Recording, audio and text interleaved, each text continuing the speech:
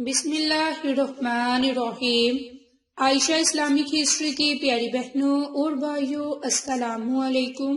آج کی اس ویڈیو میں آپ کے ساتھ 7 شعبان سے لے کر شب برات کی رات تک کا ایک خاص عمل، ایک خاص وظیفہ ذکر کروں گی اور اس ماہ مبارک کی فضیلتیں برکات ذکر کروں گی۔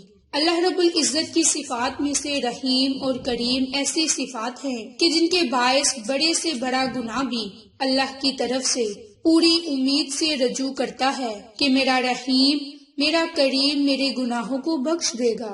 اللہ تعالیٰ نے اپنے بندوں کو اپنے اعمال دھونے کے لیے کئی مواقع دیتا ہے۔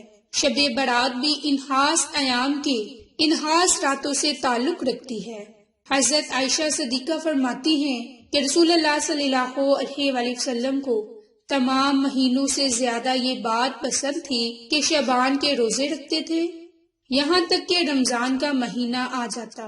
کہا جاتا ہے کہ یہ رات کئی خصوصیات کی حامل ہے، اس میں ہر کام کا فیصلہ ہوتا ہے، اس میں عبادت کرنے کی فضیلت ہے، اس میں رحمت کا نزول ہے، اس میں شفاعت کا اہتمام ہے، ہر امر اور نہیں کا فیصلہ ہے، بندوں کی عمر، رزق، خاص مصائب علام، خیر و شر، رنج و غم، ذلت، رفت، قحط سالی، غرض کے تمام سال کے ہونے والے افعال اس شب مبارکہ سے تعلق رکھتے ہیں۔ نبی پاک صلی اللہ علیہ وآلہ وسلم رمضان کے بعد ماہ شعبان میں روزوں کا زیادہ اہتمام فرمایا کرتے۔ اس سلسلے میں حضرت اسامہ بن زید نے آپ صلی اللہ علیہ وآلہ وسلم سے عرض کیا کہ دونوں جہاں کی آقا، میں نے آپ کو رمضان کے علاوہ شعبان میں اتنے روزے رکھتے دیکھا، تو حضور نبی پاک نے فرمایا کہ شعبان، رجب اور رمضان کے درمیان کی ہونے کی وجہ سے لوگ اس سے غفلت برتنے لگے، حالانکہ یہ مہینہ ایسا ہے کہ لوگوں کے اعمال اللہ کے سامنے پیش کیے جاتے ہیں۔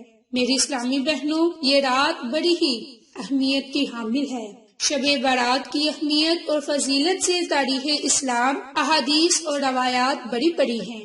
اللہ تعالیٰ نے مومن کے لیے ہر دن کو ہی بخشش والا بنایا، لیکن اسلامی دنوں میں سے چند دنوں اور راتوں کو دوسروں پر فضیلت عطا کی۔ یہ رات اور یہ دن ہمیں جھنجھوڑتے ہیں اور ہمیں اللہ تعالیٰ کے خلیفہ اور نائب ہونے کا احساس دلاتے ہیں۔ میری اسلامی بہنوں، شب برات ہمارے لیے ایک پیغام بھی ہے۔ اس رات ہمارے دنیا سے رخصت ہونے کا فیصلہ کر لیا گیا۔ ہم اللہ کے سامنے کیا منہ لے کر جائیں گے؟ ہم کس قدر اللہ کے نبی کے بتائے ہوئے رستے پر چلے، ہم کس قدر اللہ تعالیٰ کا نائب ہونے کا حق ادا کیا۔ یہ رات ہمیں پیغام دیتی ہے کہ اس رات اللہ کی یاد میں اشکبار ہوں۔ یہ رات اللہ کی فیض و برکات کی رات ہے، جس میں غوطۂ زن ہو کر اپنے من کو سیراب کیا جا سکے اور اپنے گناہوں کو معاف کروایا جا سکے۔ بعض لوگ اس مقدس رات میں عبادت میں مشغول ہونے کی بجائے فضول کاموں کی نظر کر دیتے ہیں۔ ہمیں چاہیے کہ اپنے گناہوں کی اللہ سے توبہ کریں، آخرت کی فکر کریں اور ان فضول رسموں کو چھوڑ دیں۔ میری اسلامی بہنوں، اس قیمتی رات کو ایسی فضولیات میں ضائع کرنے کی بجائے ہمیں اللہ کے حضور نم آنکھوں کے ساتھ پیش ہونا چاہیے، اپنے گناہوں کی توبہ کرنی چاہیے، ملک و ملت کی ترقی کی دعا کرنی چاہیے۔ اس رات کی اہمیت سمجھ جانے سے ہمیں دنیا آخرت دونوں میں کامیابی حاصل ہو سکتی ہے۔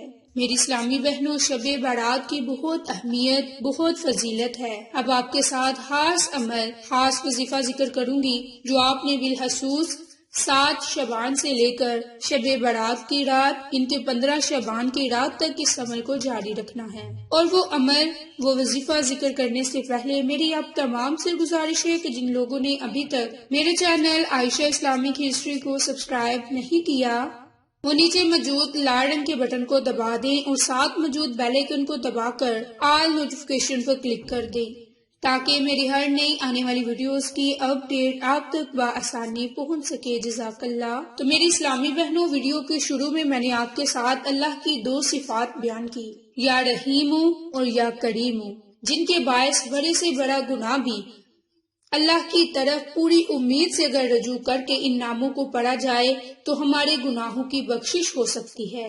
یہ نام بڑے ہی خاص ہیں، آپ نے ان 2 ناموں کا خاص عمل کرنا ہے۔ یا رحیم، یا کریم، یہ اللہ تعالیٰ کی صفات ہیں۔ ان ناموں کو آپ نے اکٹھا پڑھ کر ایک تصور کرنا ہے، یا رحیم یا کریم، یہ ایک مرتبہ ہو گیا، یا رحیم یا کریم، یہ 2 مرتبہ ہو گیا۔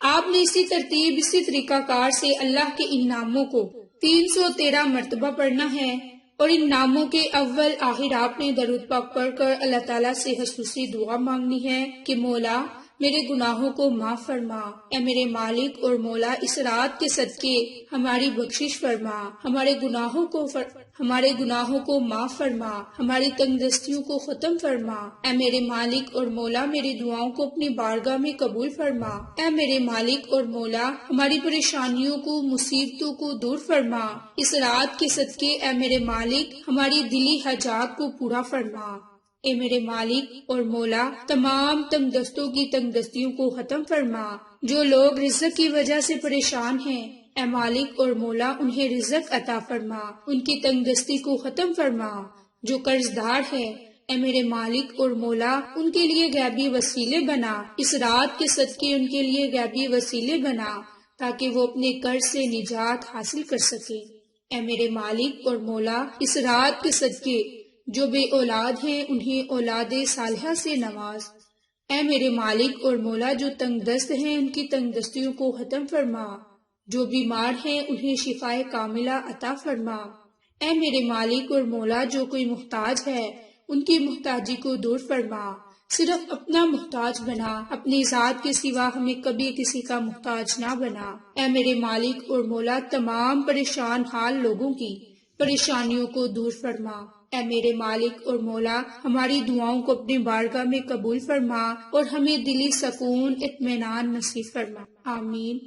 میری اسلامی بہنوں اس طرح آپ اپنے الفاظ میں اللہ سے دعا مانگے، انشاءاللہ اللہ کی ذات نے چاہا تو وہ آپ کی تمام تنگ دستیوں اور پریشانیوں کو ختم فرما دے گا اور آپ کی دعا کو اپنی بارگاہ الہی میں قبول فرمائے گا۔ تو میری اسلامی بہنوں آپ کو آج کی یہ ویڈیو پسند آئے تو اسے لائک، شیئر اور سبسکرائب کریں اور صدقہ کی نیت سے دوسروں کے ساتھ شیئر کریں۔ جزاک اللہ۔